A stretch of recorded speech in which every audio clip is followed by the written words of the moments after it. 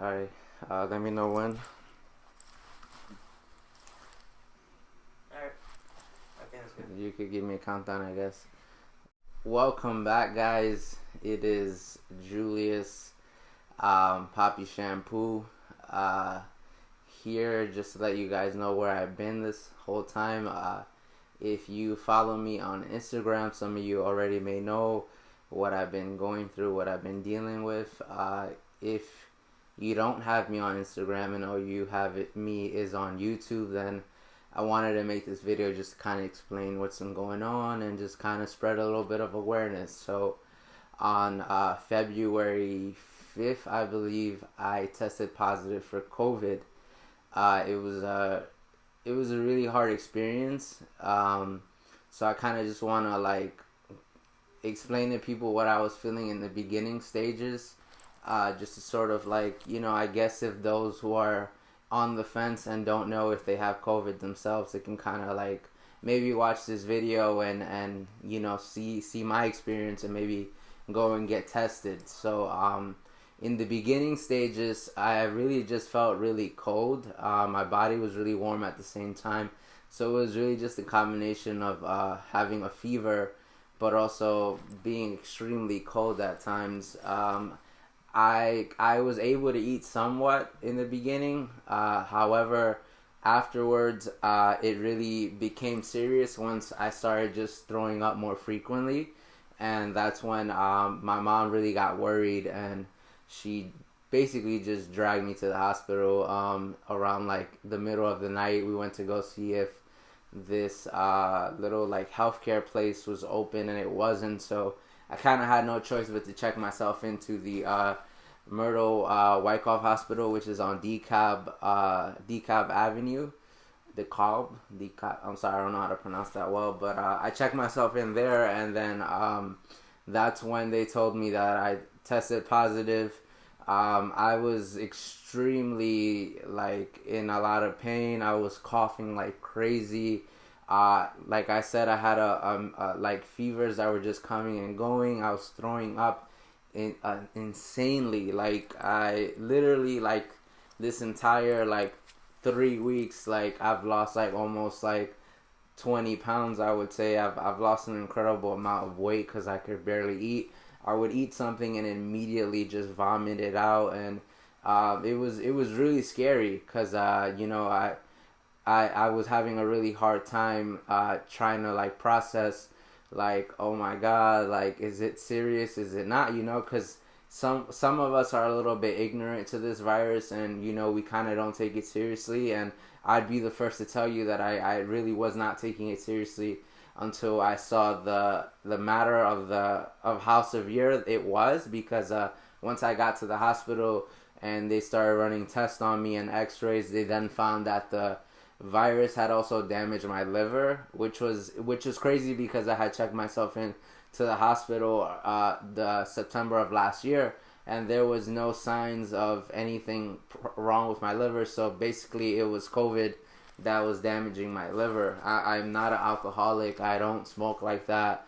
I haven't, at least for a while. So I've been trying to do the best I can just to stay healthy. But this virus can really take a toll on you and really damage other organs and parts of your body that you may not even expect. There were other people in that hospital that were getting that it had infected their hearts or other parts of their body. And to me that was really eye-opening. I was in the same area with this other man that was around 80 years old, and it was extremely crazy just to hear him say if I have this virus, I've lived a good life. That was really powerful to me, because it's damn, I'm only 27, and here's this 80-year-old saying I've accepted this faith, and I've lived a great life, and I'm willing to accept what this virus is gonna bring me, but at least I know I lived a happy life. And that was just powerful. I literally just started tearing. He couldn't see me because there was these it's kind of scary too when you get in there. It's these little small beds, and then they're you're pretty much covered in this plastic around you, where no one can really see you. And I was just tearing the entire time. Like I can't lie to you guys. Like I was just crying and crying. I could not stop crying, just thinking about like you know what am I gonna do? Because I could barely breathe. You know, as soon as I got there, they had me on this breathing like machine through my nose where it was giving me oxygen because it was like my heart rate was at around 92, which is kind of scary, you know. And then once they told me I tested positive and they told me the news about my liver, they kept me there. They told me they were going to keep me there. So then that became even more scary because, you know, like I had never been in a hospital overnight or stayed for more than one day. You know, usually you just go to the hospital, get checked, and then you could go home. But they told me that I was going to have to stay longer, and that then became like five days, I believe. I stayed for 5 days in the hospital. Didn't eat at all. They were giving me a lot of dairy in the beginning, which I don't eat dairy. So that was really hard as well. You know, I'm grateful for the food. Like, you know, I'm not gonna shit on the hospital. Excuse my language. I'm not gonna say the hospital was a bad experience. It was very traumatizing though. You know, because they were also helping to help me breathe. They were giving me steroids to help me breathe. So that was probably the part that traumatized me the most, just because like once the steroids was hitting you, like I just felt like I was possessed. You know, like my body was like contorting, and it felt like it was a pain I hadn't felt ever in my life.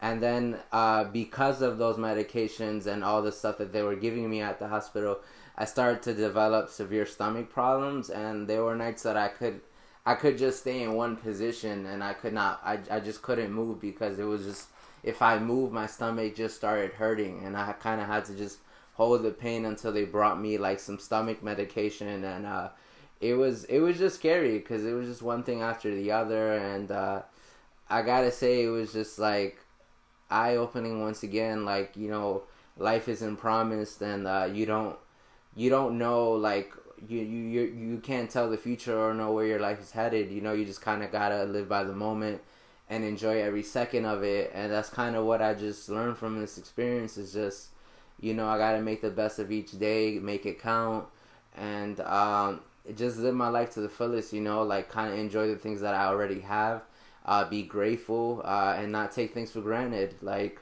cause like I said, it was really scary. You know, even when I stayed there overnight, like I shared the room with another patient, and then they took me to another room where there were just like 4 patients in one room, and that was really scary. You know, cause all 4 of us have COVID, and like everyone's going through their own thing. You don't know what's gonna happen to each and every one of us, and it was just a really crazy experience. What I will say is that the highlight of it, I guess, was just the fact that I got to see the Buccaneers win the Super Bowl. Like the fact that I was in the hospital and the room number happened to be 612 was pretty crazy. Just because, you know, Tom Brady's number is 12. Not to get off topic, and he had 6 Super Bowl rings, and I was able to enjoy the Super Bowl like that second day that I was there. That was really nice. You know, I felt like that was kind of like the highlight of it all. Also, the fact that they kept me alive, I guess that's a huge highlight, right? But overall, like it was difficult. What I will say also is that I think things happen for a reason. I've been like without medical insurance for like 3 years. I never really took care of myself that well, in terms of like going to the doctor frequently, or, you know, dentist or eye doctor or anything like that, because I didn't want to pay for medical insurance. And like this situation just so happened that some like lady got in contact with my mom, and I was able to get medical insurance for free, and I was able to pay my medicine, because I was literally about to drop $500 on my medicine, because, you know, like you can't put a price on your health. So I was gonna drop the money, but then the medical insurance kicked in, and then I was able to, like, you know, it was able to pay for it, and I'm extremely grateful for that. And once they let me go, I was extremely happy. That last day, I got here, I got home, and I just started tearing again. Like, I never cried so much ever in my life. I'm not someone that cries unless if it's like a Disney movie or something like that. I'll start crying. But I'm not someone who cries a lot, and just the fact that a lot of you reached out and told me, get well. I had so much messages. I never felt so much love from everyone, from people that I went to school in Health Professions High School, people that I went to school in Benjamin Banneker, people that I've worked with at the Urban Dove, people that I worked with at University Settlement, people that I've worked with at the neighborhood school, and just overall people that like know me from the YouTube channel or just know me from Instagram. Like a lot of you guys reached out and it meant a lot. Like it kept me fighting. Like I made this joke to I think someone in the hospital saying that I felt like Goku, saying give me your energy, like give me your spirit, like so I could keep fighting this thing, and it really kept me going. I was fortunate enough to have my phone with me, and I was able to document. I'll show you guys some of the pictures of my like hospital pictures. There was even a funny instance where they confused me for like a 60-year-old man. But there was no like harm, like what it was just a simple mistake on like paper. But like I really appreciate all of you that reached out. Meant the world. I was extremely grateful for that. I couldn't believe it. I was in shock that I've impacted so many people, and it lets me know that I've done something with my life. So that was a nice thing. Right now, I've just been recovering. I'm in a jacket. You're probably wondering why. I was able to go do laundry today, so it was my first day out today. I was able to do a lot. I've been able to breathe better. We had some setbacks where I was throwing up again, but luckily I went back to the doctor. They gave me some throw up medicine that prevents me from throwing up or controls my stomach, and that helped. I have a follow-up appointment with a doctor to check my liver again, my stomach, and my lungs as well as far as my breathing goes. So hopefully I get good news when it comes to that. But I've just been taking my medications. Something that I will let people know that's been helping me out for post-COVID, if you're just recovering, Gatorade's been working really well for me. I guess due to the fact that the medications make me so weak, I kind of need the high-quality electrolytes that Gatorade has to offer. It is not a plug. I'm just letting you guys know that Gatorade has been very great to me. It's been helping me a lot. I've been drinking lots of water as well, and I just been kind of munching on small snacks like craisins and like Nature Valley bars and stuff like that. That's been seen to help me. I haven't been eating heavy. Till like this week, I've been eating a little bit more heavier portions of food, but for those that are going through what I'm going through, I just say keep it small plates. Just try to stick to like fruits. That seems to help too. Like oranges have been helping me a lot. Grapes have been helping me a lot. I've had applesauce as well. That's something that's been very great to me as well. I think those are the tips I can give you guys. Try to stay mobile. Try to do some like arm exercises or try to get up from your bed. Don't try to just stay on your bed. I developed a lot of shoulder problems and like chest problems and back problems because I had just been laying down so much when I got back from the hospital that it wasn't doing me good. So there are times where I would just sit in the chair and just watch TV and then kind of rotate back. So that's what I've been doing in my post recovery. And then like I said before, like if you're feeling like with headaches or feeling like you have a cold and you're throwing up, go get yourself checked to see if you have COVID. It's not always just those symptoms of you lose taste or you can't smell, because I still had those. I still had that. So believe it or not, like I developed different symptoms that are still part of COVID. A lot of people feel that it's just the smell and taste, but it's not. I actually kept that. Like I was able to smell fine and taste food fine. It was the other symptoms that I developed that really, really damaged me like crazy and left me in a really brutal state. But aside from that, like I said before, like if you're on the fence, just go get tested. Like it doesn't hurt. It doesn't take that long. And yeah, like I'm not gonna sit here and be a hypocrite and tell you, oh, don't go out and enjoy your life, or don't do this, don't do that. Just be safe. Like that's all that I feel I can give you with this video, is just be safe. Just take it seriously. This is real. This is a thing. You know, we've been in this state of quarantine, or this state of like a pandemic for about a year now. So you know, it's, you know, you just keep your family safe, and just take care of yourself. I guess that's the best advice I could give you guys right now during this time.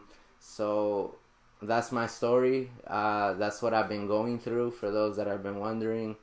And as far as what you can expect with the YouTube channel, hopefully by March we're back up and running, and we're doing a lot of videos. The checkout will be back. I've been buying some stuff from Supreme that I definitely want to show you guys. Fan Choice Fridays will come back as well, and we'll be right back to schedule and right back to like the grind and all that good stuff. But right now I'm just, as I said, I'm just resting, recovering, and trying to get stronger each and every day. And the merch store, hopefully that is open as well. I'm still working on a couple of designs, so I can give you guys a whole bunch of stuff to choose from, not just like 2 shirts, but like a whole plethora of items that I want you guys to like really love, just the way I love it. And hopefully you guys buy, and just keep supporting the YouTube channel. The greatest help you guys can give me is just sharing it, letting people know about the channel, you know, spreading the word, liking the videos, giving it a thumbs up. It's huge important. It helps me, you know, like I'm just doing the best I can right now to save money as well. Tax season really kicked my ass. Sorry to like curse again. So I'm just saving up to pay off things that I owe, and your support just by watching the video and giving it a thumbs up goes such a long way. So once again, I appreciate you guys. Thank you for listening to my story. Hopefully it wasn't that long. And once again, I am Julius Poppy Shampoo, and thank you for watching this video, and I can't wait to get back to the grind and get back to giving you guys those fun, energetic content. But for now, I'm gonna keep resting. See you guys later.